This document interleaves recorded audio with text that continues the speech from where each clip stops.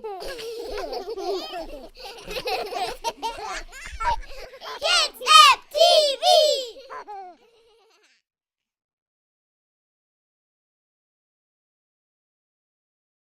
From above the world of cars. Disney Planes.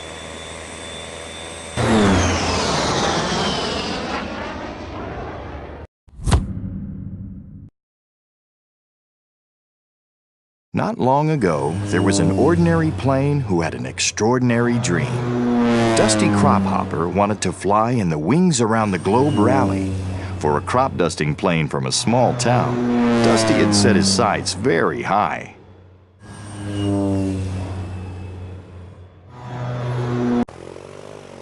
Dusty's best friend, Chug, helped him with his training, as much as a truck could help a plane with flying workouts. Chug was one of the few who thought Dusty actually had a chance to make it into the big race.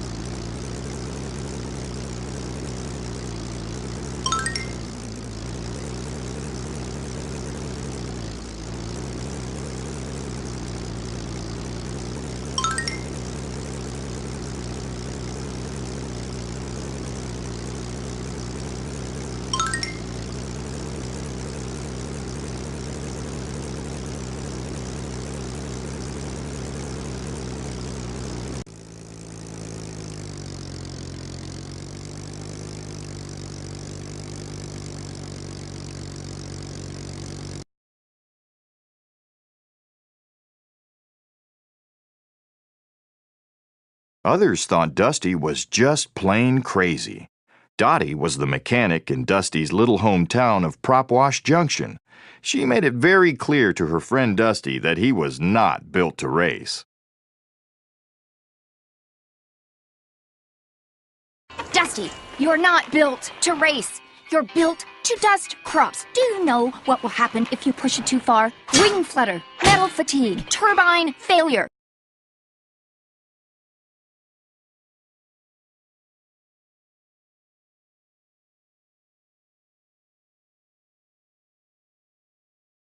One afternoon, while watching a TV special about the 10 best racing crashes of all time, Dusty and Chug felt a spark of fear.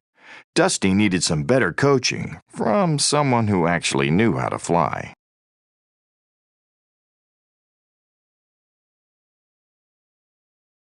They asked the skipper, an old warplane who had been one of the best flight trainers ever, and a war hero too.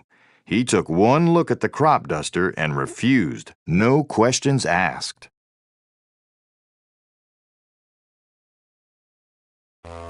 Dusty continued his training and made it to the qualifying races. He raced his heart out with the best planes, including the world champion, Rip Slinger. When all was said and done, Dusty Crophopper had made it into the Wings Around the Globe rally.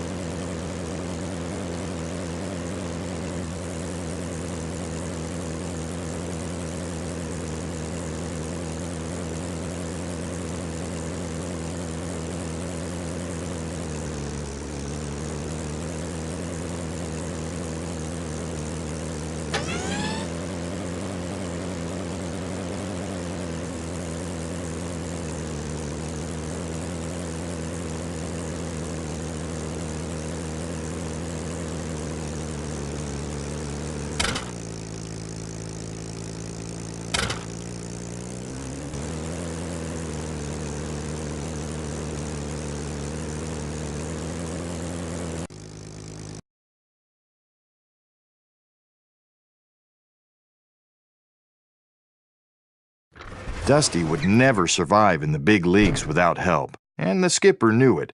So he finally came out of his hangar and offered to train the young crop duster to race.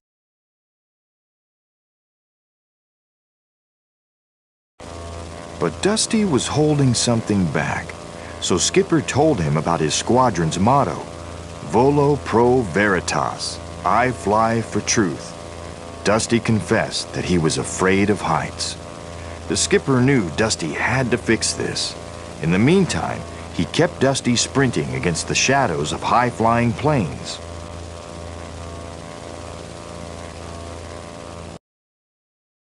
Finally, Dusty was ready. He flew to New York to begin the race. The small-town plane eagerly introduced himself to Bulldog, the British racer. But Bulldog just saw Dusty as another plane to beat and shooed him away.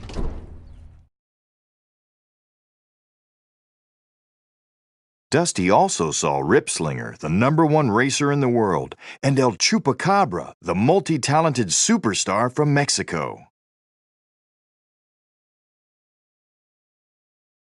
You have done many of these long-distance rallies, yes? Nope, this is my first one. It is my first time as well. We will have many adventures, you and I.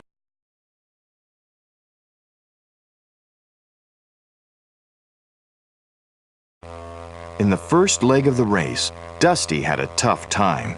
He just wasn't ready to fly high yet, so he chose to fly below the clouds through an icy storm.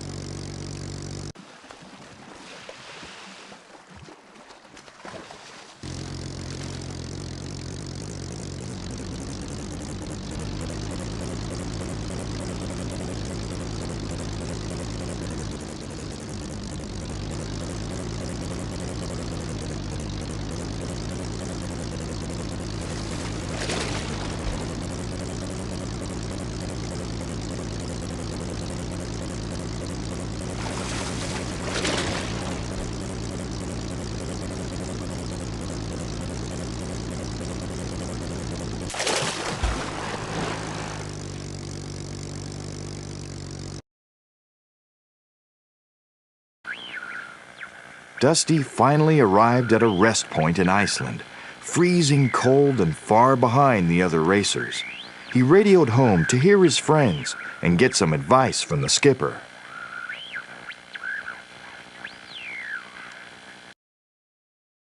Dusty got right back in the race in the next leg. Nearing the finish line, he spotted Bulldog blinded by an oil spill over his windshield.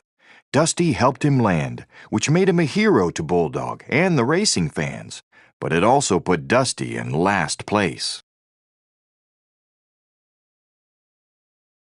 Bulldog, apply your left aileron.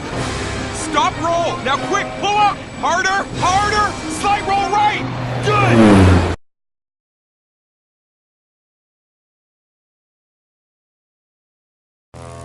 In Germany, Dusty met a vehicle with two personalities, a car named Franz, who changed into a plane named Fliegenhosen. The Aero car advised Dusty to get rid of his crop sprayer. Dusty apprehensively agreed, and soon he was soaring faster, with El Chupacabra cheering him on.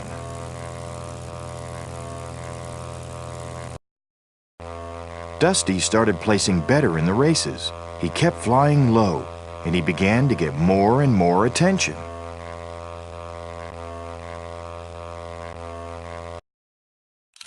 He even got the attention of Ripslinger, who was not happy when reporters ignored him to interview Dusty instead. Truth be told, Ripslinger was angry that Dusty was gaining in the standings.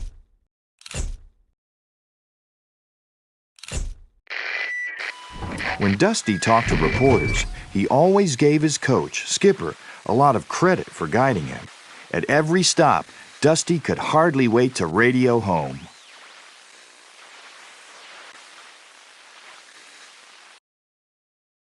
At one of those stops, Dusty also talked with Indian racer Ishani. On a romantic tour over India, she gave him a tip. He could fly low through the Himalayan mountains if he followed the train tracks.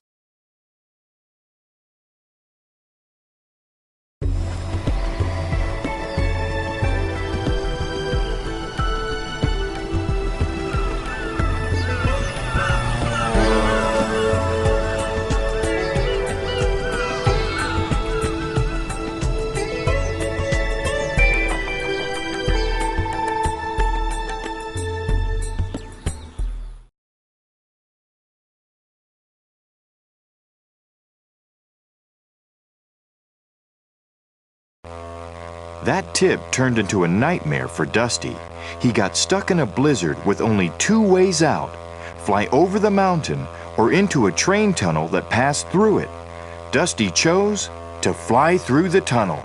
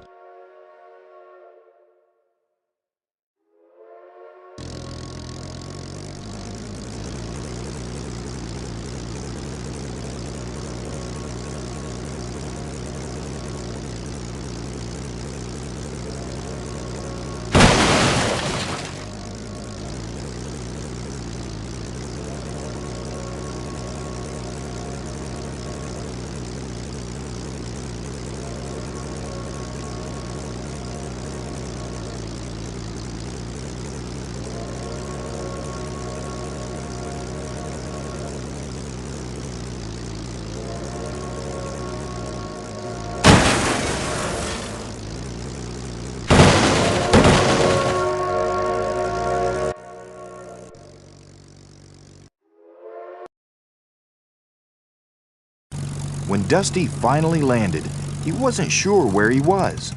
He soon realized that not only was he in the right place, but he was also in first place.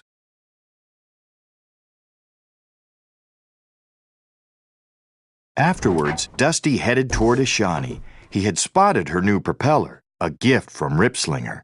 Ishani had betrayed Dusty to try to help Ripslinger stay in the lead.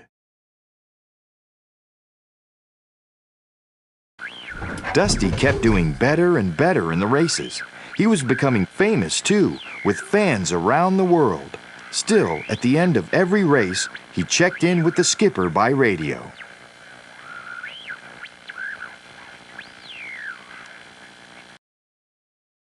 One evening, Dusty saw his friend El Chupacabra trying to win the heart of Rochelle. But El Chu was too loud and flashy. Dusty helped him tone it down. It worked.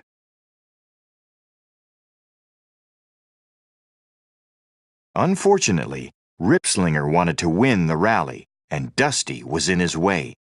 Shortly after takeoff over the Pacific, Ripslinger's thugs zoomed in behind Dusty and knocked off his navigation antenna.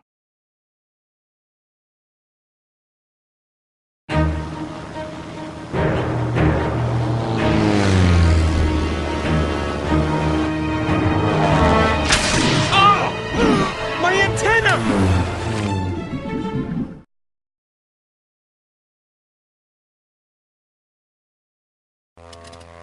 Soon, Dusty was lost and low on fuel, flying over the middle of the ocean. Two jets, Bravo and Echo, rescued him. They guided him back to their aircraft carrier, the home of the skipper's old squadron, the Jolly Wrenches.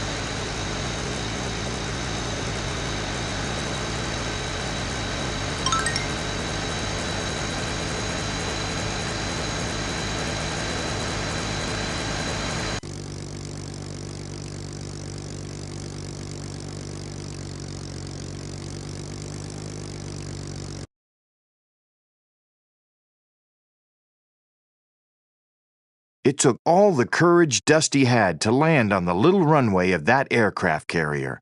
But he did it. The entire crew cheered him on.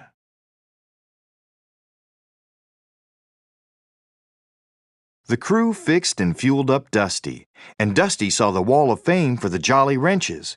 He was disappointed and confused to see that the skipper had flown just one mission.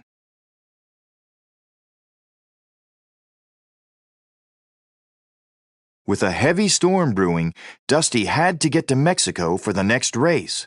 The skipper, Bravo, and Echo all told him to fly over the storm, but Dusty still didn't have the courage to do it. He battled the weather and lost. I gotta get above the storm. Help! Luckily, a rescue squad arrived just in time. The team saved Dusty and took the battered plane to Mexico, where his friends from home were waiting.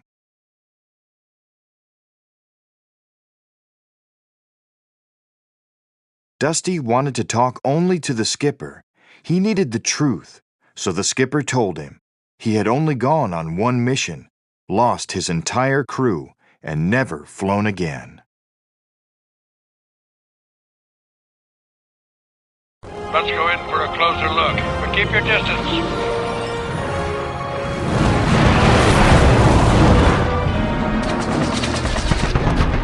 It was too late to pull up.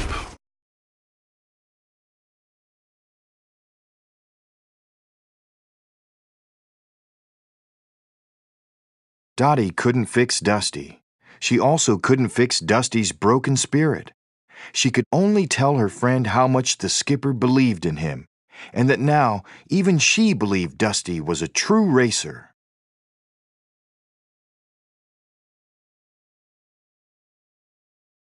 Still, Dusty was too battered to race, until his fellow racers appeared and donated parts to help him get back in the air again.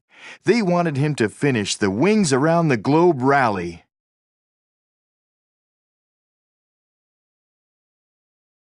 The next day, Dusty started the last leg of the race and flew well until Ripslinger and his thugs tried to knock him out. That's when the skipper appeared. It was his first time flying in over 60 years. He was flying for Dusty.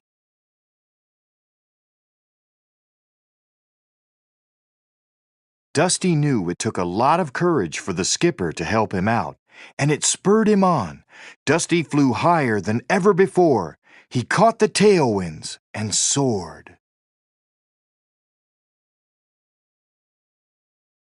And that day, Dusty Crophopper from Propwash Junction did what no crop duster had ever done before. He won the Wings Around the Globe rally.